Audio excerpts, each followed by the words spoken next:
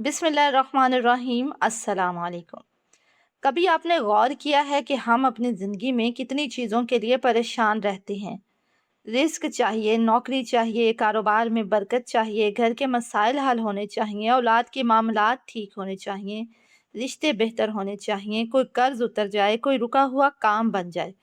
और कभी-कभी तो एक ऐसा मसला होता है जो इतने लंबे अरसे से हमारी ज़िंदगी में मौजूद होता है कि हम उसे मसला समझना ही छोड़ देते हैं।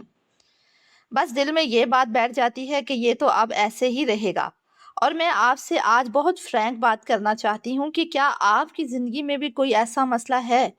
ऐसा मसला जिसके बारे में आपने बहुत कोशिश कर ली हो, बहुत दुआएँ कर ली हों, बहुत लोगों से बात कर ली हो, लेकिन फिर भी आपको लगता हो कि पता नहीं ये कब हल होगा? अगर है तो आज की ये बात शायद आपके लिए है, क्योंकि हम अक्सर अपने मसाइल को देखकर उनकी ताकत का अंदाज़ा लगाते हैं, लेकिन हम अपने रब की ताकत को भूल जाते हैं। हम कहते हैं कि ये मसला बहुत बड़ा है, ये काम बहुत मुश्किल है, ये मामला कई सालों से चल रहा है, अब शायद कुछ नहीं हो सकता। लेकिन अल्लाह के लिए कुछ भी मुश्किल नहीं, और अल्लाह ताला ने हमें अपनी तरफ वापस आने के बहुत से रास्ते बताए हैं। उनमें से एक ऐसा रास्ता है जो ज़ुबान पर बहुत आसान है, लेकिन उसके अंदर बहुत बड़ी बरकतें हैं। वो है अस्तगफार। अस्तगफिरुल्लाह सिर्फ एक लफ्ज़, लेकिन ज़रा सोचें, जब आप कहते हैं अस्तगफिरुल्लाह तो आप अपने रब से कह रहे होते हैं कि या अल्लाह मुझे माफ़ फरमा, या अल्लाह मैं कमज़ोर हूँ, या अल्लाह मुझसे गलतियाँ हुई हैं, या अल्लाह मैं तेरे बगैर कुछ नहीं। और यही एहसास इंसान को अपने रब के करीब ले जाता है। जो शख्स इस्तग़फ़ार को लाज़िम पकड़ लेता है, अब ज़रा इस बात को गौर से सुनिएगा, जो शख्स इस्तग़फ़ार को लाज़िम पकड़ लेता है तो क्या होता है, अल्लाह ताला उसे हर तंगी से निकाल देता है, उसे हर मुश्किल से निकाल देता है, उसे हर गम से निकाल देता है, और उसे वहाँ से रिज़्क़ अता करता है जहाँ से वो सोच भी नहीं सकता, जहाँ से उसने कभी इमेजिन भी नहीं किया होता। जहाँ इंसान ने कभी सोचा ही नहीं होता कि मेरे लिए रिस्क का रास्ता यहाँ से भी खुल सकता है, अल्लाह वहाँ से रास्ता बना देते हैं। और ये सिर्फ एक खूबसूरत बात नहीं है, कुरान करीम में भी अल्लाह ताला ने तकवा के साथ निकलने की राह और वहाँ से रिस्क अता करने का जिक्र फरमाया है, जहाँ से इंसान को गुमान भी नहीं होता। और हज़रत नूह अलैहिस्सलाम ने अपनी कौम को इस्तग़फ़ार की तरफ मतवज्जा किया, जिसके बाद अल्लाह की तरफ से बारिश, माल और औलाद में इजाफा जैसी नेमतों का जिक्र आता है। तो इस्तग़फ़ार को मामूली ना समझें, ये सिर्फ ज़ुबान से एक लफ्ज़ बोलना नहीं है, ये अपने रब की तरफ वापस आना है। और मैं आपसे एक बात पूछूं ना कि हम में से कितने लोग वाकई ही दिल से इस्तग़फ़ार करते हैं? हम नमाज पढ़ते हुए जल्दी करते हैं ना, दुआ में भी जल्दी करते हैं, और फिर चाहते हैं कि हमारी ज़िंदगी के सारे मसले भी जल्दी हल हो जाए। हम चाहते हैं अल्लाह ताला हर बात फ़ौरन सुन ले, लेकिन कभी हमने खुद से पूछा है कि मैं अल्लाह की तरफ कितनी देर के लिए लौटता हूँ? दुनिया के लिए हमारे पास वक्त है, फ़ोन के लिए वक्त है, सोशल मीडिया के लिए वक्त है, लोगों से बात करने के लिए वक्त है, अपनी परेशानियों के बारे में सोचते रहने के लिए भी वक्त है, लेकिन अल्लाह के सामने बैठकर सिर्फ ये कहने के लिए कि या अल्लाह मुझे माफ़ कर दे, हमारे पास कभी कभी 5 मिनट भी नहीं होते। तो आज से एक छोटी सी तब्दीली करें, अपनी ज़िंदगी में इस्तग़फ़ार को जगह दें। कोई ख़ास वक्त नहीं तो कोई बात नहीं, सुबह उठकर पढ़ें, काम करते हुए पढ़ें, चलते फिरते पढ़ लें, रात को सोने से पहले पढ़ लें, और सबसे पढ़कर दिल से पढ़ें। क्योंकि मकसद सिर्फ गिनती पूरी करना नहीं है, मकसद अल्लाह की तरफ रजू करना है। अब आते हैं उस बात की तरफ जिसकी वजह से बहुत से लोग इस्तग़फ़ार की तरफ मतवज्जा होते हैं, रिस्क। हम सबको रिस्क चाहिए, और रिस्क सिर्फ पैसे का नाम नहीं है, रिस्क में सुकून भी है, सेहत भी है, अच्छे रिश्ते भी हैं, अच्छी औलाद भी है, हलाल रोजगार भी है, घर में बरकत भी है। और कभी कभी वो चीज़ भी रिस्क होती है जिसका हमें अंदाज़ा ही नहीं होता। कुरान हमें ये उम्मीद दिलाता है कि अल्लाह ऐसे रास्ते से रिस्क दे सकता है जहाँ से इंसान को गुमान भी नहीं होता। तो अगर आज आप कह रहे हैं कि मेरी इनकम नहीं बढ़ रही, या मेरा कारोबार नहीं चल रहा, नौकरी नहीं मिल रही, तो कोशिश ज़रूर करें, सीवी भेजें, लोगों से राब्ता करें, अपना काम करें, लेकिन साथ साथ इस्तग़फ़ार भी करें। क्योंकि हमें सिर्फ अपनी कोशिश पर भरोसा नहीं करना, हमें उस ज़ात पर भी भरोसा करना है जो हमारी कोशिश को नतीजे तक पहुंचाने पर कादिर है। लेकिन एक बात बहुत ज़रूरी है, इस्तग़फ़ार को कोई मैजिक फार्मूला ना समझे। ये ना सोचे कि मैंने आज 10,000 मरतबा पढ़ लिया, अब कल तक लाज़िमन मेरी ख्वाहिश पूरी हो जाएगी। नहीं, اللہ ہمارے رب ہیں، کوئی مشین نہیں کہ ہم ایک خاص تعداد ڈالیں گے اور فوراً نتیجہ نکل آئے گا۔ ہم استغفار اس لیے کرتے ہیں کہ ہم گناہ گار ہیں، ہمیں اللہ کی مغفرت چاہیے، ہمیں اللہ کی رحمت چاہیے، اور پھر اپنی حاجت بھی اسی کے سامنے رکھتے ہیں۔ اگر اللہ چاہے تو ہماری مانگی ہوئی چیز عطا کر دے، اگر اللہ چاہے تو اس سے بہتر دے، اگر چاہے تو کوئی مصیبت ہم سے دور کر دے، اور اگر چاہے تو ہمیں کسی ایسی چیز سے بچا لے جس کا ہمیں علم ہی نہیں ہے۔ اس لیے استغفار کے ساتھ اللہ پر اعتماد بھی ضروری ہے۔ کئی بار میں کمنٹس میں پڑھتی ہوں کہ میں اتنے سالوں سے استغفار کر رہی ہوں یا کر رہا ہوں لیکن میری زندگی میں کوئی چینج نہیں آیا۔ تو میں آپ سے ایک سوال کرنا چاہتی ہوں، کیا آپ یہ دعویٰ کرتے ہیں کہ آپ گناہوں سے بالکل پاک ہیں؟ کیا آپ ایسے انسان ہیں کہ جو آپ اللہ سے بالکل لا دھڑک ہو کر مانگ سکیں؟ اگر آپ کو ایسا لگتا ہے نا تو پھر آپ مانگیں، لیکن اگر آپ کو ایسا لگتا ہے کہ آپ گنہگار انسان ہیں تو استغفار گناہوں کی معافی کے لیے ہے، آپ کی کسی اور مقصد کے لیے نہیں۔ یہ تو اللہ تعالیٰ کی رحمت ہوتی ہے کہ وہ ہمیں استغفار کرنے کے بعد اپنی نعمتوں سے نواز دیتا ہے۔ استغفار اس لیے نہیں کیا جاتا کہ مجھے آج کروڑ روپیہ چاہیے، مجھے آج فلاں بزنس چاہیے، مجھے آج فلاں چیز چاہیے۔ استغفار کیا جاتا ہے توبہ کے لیے۔ جب آپ توبہ کرتے ہیں تو پھر اللہ کی رحمت خود بخود آپ کی طرف آتی ہے، پھر آپ کے حالات چینج ہونا شروع ہو جاتے ہیں، پھر آپ کو اللہ تعالیٰ نوازنا بھی شروع کر دیتا ہے۔ لیکن استغفار کرنے کا مقصد آپ کے ذہن میں صحیح کلیئر ہونا چاہیے کہ استغفار کرنے کا مقصد اپنے گناہوں کی معافی مانگنا ہے، اللہ کے ساتھ شرطیں رکھنا نہیں ہے۔ اب ذرا ایک ایسی بات سوچیں جو شاید دنیا کی ہر کامیابی سے زیادہ بڑی ہے۔ دنیا میں ہم چاہتے ہیں کہ ہمارے پاس کیا ہو، پیسہ ہو، گھر ہو، گاڑی ہو، عزت ہو، کامیابی ہو، لیکن ایک دن ایسا آئے گا جب یہ ساری چیزیں ہمارے پیچھے رہ جائیں گی، اور ہمارے ساتھ کیا ہوگا؟ ہمارا نامہ اعمال۔ اور نبی کریم صلی اللہ علیہ وآلہ وسلم سے منقول روایت میں اس شخص کے لیے خوشخبری بیان ہوئی ہے جو قیامت کے دن اپنے نامہ اعمال میں کثرت سے استغفار پائے گا۔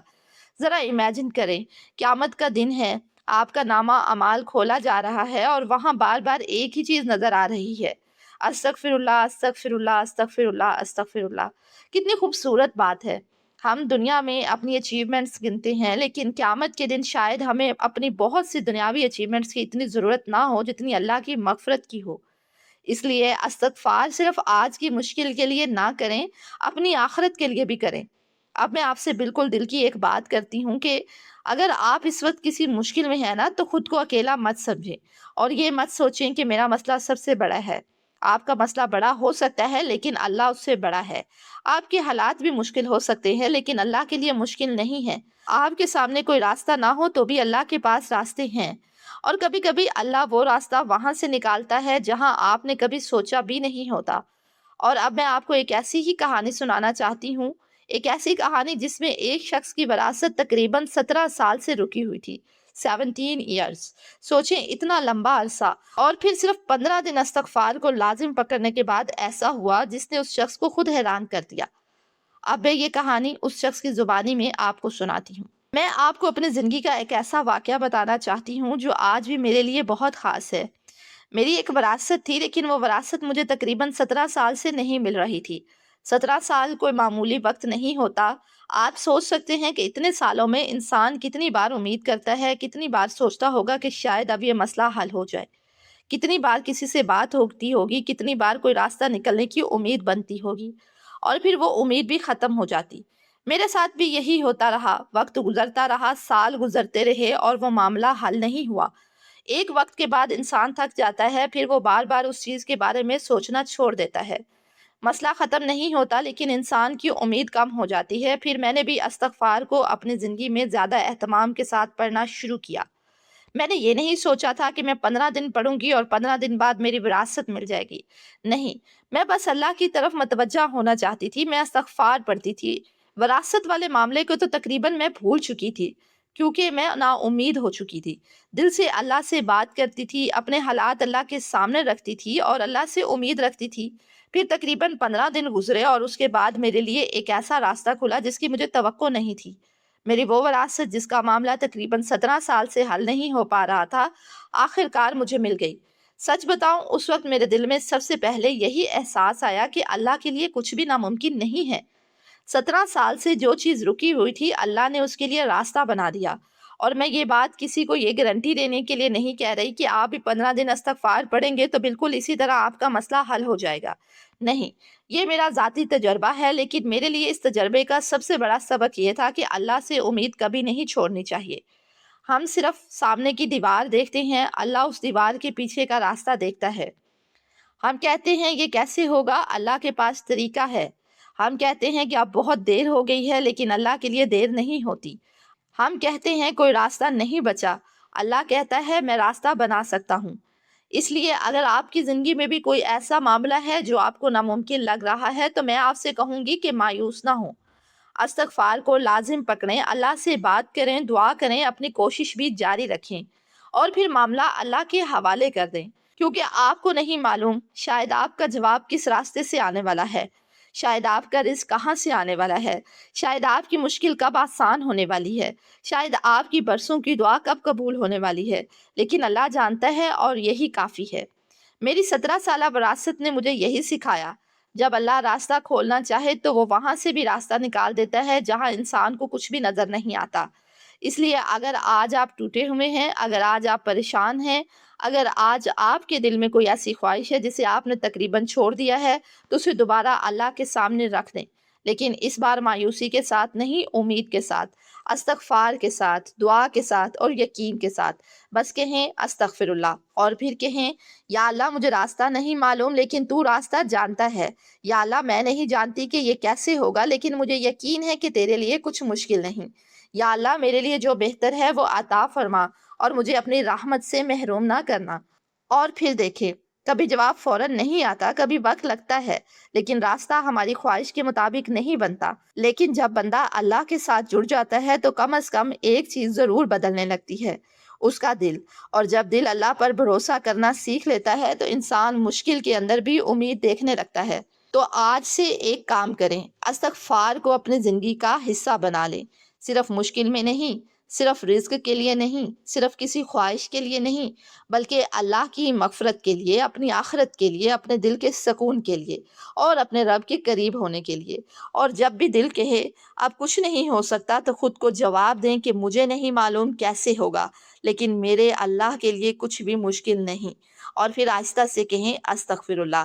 اللہ تعالیٰ ہمیں کثرت سے استغفار کرنے والوں میں شامل فرمائے، ہماری تنگیاں دور فرمائے، ہماری مشکلات آسان فرمائے، ہمارے غم دور فرمائے، ہمیں حلال اور بابرکت رزق عطا فرمائے اور ہمیں وہاں سے عطا فرمائے جہاں سے ہمارا گمان بھی نہ ہو. اور جب ہمارا نامہ اعمال کھولا جائے تو اس میں بھی استغفار کی کثرت موجود ہو. آمین. تو اگر آج آپ استغفار کو لازم پکڑنے کا ارادہ کر رہے ہیں تو ابھی میرے ساتھ دل سے کہیں استغفر اللہ ربی من کل ذنب و اتوب الیہ. اور یاد رکھیں آپ کو ابھی راستہ نظر نہیں آ رہا، اللہ کو نظر آ رہا ہے. آپ کو ابھی حل نظر نہیں آ رہا، اللہ کے پاس حل ہے. آپ کو لگ رہا ہے بہت دیر ہو گئی ہے، اللہ کے لیے ابھی بھی سب ممکن ہے. بس اپنے رب سے جڑے رہیں اور استغفار کو اپنی زبان ہی نہیں اپنی زندگی کا حصہ بنا لیں انشاءاللہ. اگر آج کی یہ ویڈیو آپ کو پسند آئی ہے تو اسے لائک کر دیجئے گا. اگر آپ چینل پر نئے ہیں تو چینل کو سبسکرائب کرنے کے ساتھ ساتھ بیل آئیکن پر بھی کلک کر دیں تاکہ ہر نئے آنے والی ویڈیو آپ تک پہنچتی رہے. اور اسے صدقہ جاریہ سمجھ کر دوسروں کے ساتھ بھی شیئر کیجئے. اپنی خصوصی دعاؤں میں یاد رکھیے گا. اللہ آپ سب کا حامی و ناصر ہو. اللہ حافظ.